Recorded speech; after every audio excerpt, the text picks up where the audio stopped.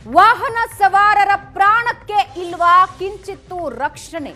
ವಾಹನ ಭದ್ರತೆ ವಿಚಾರದಲ್ಲಿ ಅದೆಷ್ಟು ನಿರ್ಲಕ್ಷ್ಯ, ಅಧಿಕಾರಿಗಳ ನಿರ್ಲಕ್ಷ್ಯ, ಭ್ರಷ್ಟಾಚಾರದ ಎಕ್ಸ್ಕ್ಲೂಸಿವ್ ಸುದ್ದಿಯನ್ನ ನಾವಿವತ್ತು ನಿಮಗೆ ತಿಳಿಸ್ತಾ ಇದ್ದೀವಿ.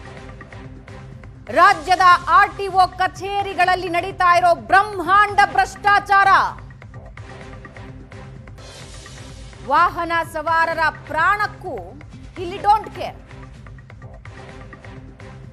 ವಾಹನ ಭದ್ರತೆ ವಿಚಾರದಲ್ಲಿ ಈ ಮಟ್ಟಿಗಿನ ನಿರ್ಲಕ್ಷ್ಯ, ರಾಜ್ಯದ ಮಾನ ದೇಶದಾದ್ಯಂತ ಹರಾಜು ಹಾಕಿದೆ.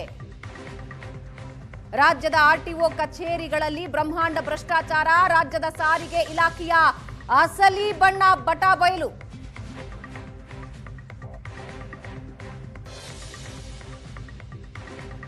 ರಾಜ್ಯದ ಆರ್ಟಿಒ ಕಚೇರಿಗಳಲ್ಲಿ ನಡೀತಾ ಇರುವ ಬ್ರಹ್ಮಾಂಡ ಭ್ರಷ್ಟಾಚಾರವನ್ನ ಸಾಕ್ಷಿ ಸಮೇತ ಹೊರಗಿಡ್ತಾ ಇದೆ ಏಷ್ಯಾನೆಟ್ ಸುವರ್ಣ ನ್ಯೂಸ್. ರಾಜ್ಯದ ಆರ್ಟಿಒ ಕಚೇರಿಗಳಲ್ಲಿ ನಡೀತಾ ಇರೋ ಅಧಿಕಾರಿಗಳ ಆಟಾಟೋಪ, ಭ್ರಷ್ಟಾಚಾರ ದಾಖಲೆ ಸಮೇತ ನಾವು ನಿಮ್ಮ ಮುಂದೆ ಇಡ್ತಾ ಇದ್ದೀವಿ. ವಾಹನ ಸವಾರರು ಗಮನ ಕೊಡಬೇಕಾಗಿರೋ ಸ್ಟೋರಿ ಇದು. ವಾಹನ ಭದ್ರತೆ ವಿಚಾರದಲ್ಲೂ ಅದು ಯಾವ ಮಟ್ಟಿಗಿನ ನಿರ್ಲಕ್ಷ್ಯ.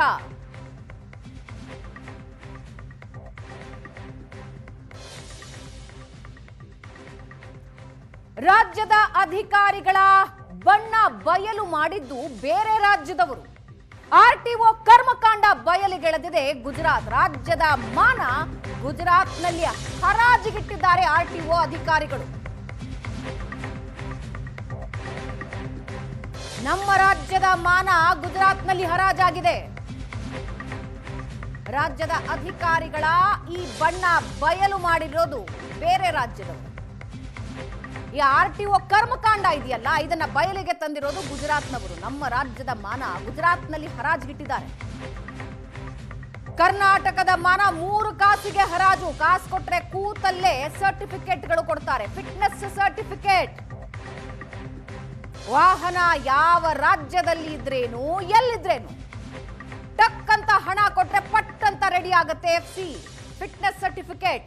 ಬೇಕಾಬಿಟ್ಟಿಯಾಗಿ ಎಫ್ಸಿ ಕೊಟ್ಟು ಬೆಂಗಳೂರಿನ ಆರ್ಟಿಒ ದೇಶದ ಮಟ್ಟದಲ್ಲಿ ಹರಾಜಾಗಿದೆ. ನೀವು ದುಡ್ಡು ಕೊಡಬೇಕಷ್ಟೇ. ನಿಮ್ಮ ವಾಹನ ದೇಶದ ಯಾವ ಮೂಲೆಯಲ್ಲಿದ್ರೂ ಪರವಾಗಿಲ್ಲ, ನಮ್ಮ ಆರ್ಟಿಒ ಅಧಿಕಾರಿಗಳು ಕೊಡ್ತಾರೆ ಅದಕ್ಕೆ ಎಫ್ಸಿ ಸರ್ಟಿಫಿಕೇಟ್, ಫಿಟ್ನೆಸ್ ಸರ್ಟಿಫಿಕೇಟ್. ದೇಶದಲ್ಲಿ ಸಾಲು ಸಾಲು ಬಸ್ ದುರಂತಗಳಾಗ್ತಾ ಇವೆ. ಇಂಥ ಕೆಲಸವೇ ಇವುಗಳಿಗೆ ಕಾರಣ. ಇಂಥ ಕೆಲಸವೇ ಹಿಂದು ಮುಂದು ನೋಡದೆ, ವಾಹನಗಳನ್ನ ಪರೀಕ್ಷೆ ಮಾಡದೆ, ನೀವು ಎಲ್ಲೇ ಇಟ್ಟಿದ್ರು ವಾಹನ ಕೈಗೆ ದುಡ್ಡು ಬಂತು ಅಂದ್ರೆ ಒಂದು ಎಫ್ಸಿ ಸರ್ಟಿಫಿಕೇಟ್, ಫಿಟ್ನೆಸ್ ಸರ್ಟಿಫಿಕೇಟ್. ಜನಸಾಮಾನ್ಯರ ವಿಷಯದಲ್ಲಂತೂ ಇವರು ಎಷ್ಟು ಕಟ್ಟುನಿಟ್ಟು ಅಂದ್ರೆ, ಅದೇ ಕೈಗೆ ಕಾಂಚಾಣ ಬಂತು ಅಂತ ಹೇಳಿದ್ರೆ ವಾಹನ ಎಷ್ಟು ದೂರದಲ್ಲಿದ್ರು, ಯಾವ ದೇಶದ ಮೂಲೆಯಲ್ಲಿದ್ರು, ದೇಶದ ಯಾವುದೇ ರಾಜ್ಯದ ಮೂಲೆಯ ವಾಹನ ಆದ್ರೂ ಇಲ್ಲಿ ಫಿಟ್ನೆಸ್ ಸರ್ಟಿಫಿಕೇಟ್ ಸಿಗುತ್ತೆ. ಆರಾಮಾಗಿ ಆ ಗಾಡಿಗಳು ಓಡಾಡ್ಕೊಂಡಿರುತ್ತವೆ. ಅಪಘಾತ ಆದ್ರೆ ಅಯ್ಯೋ ಅಪಘಾತ ಆಯ್ತು ಅಂತ ನಾವಂತೀವಿ, ಅಸಲಿ ಕಾರಣ ಇದು.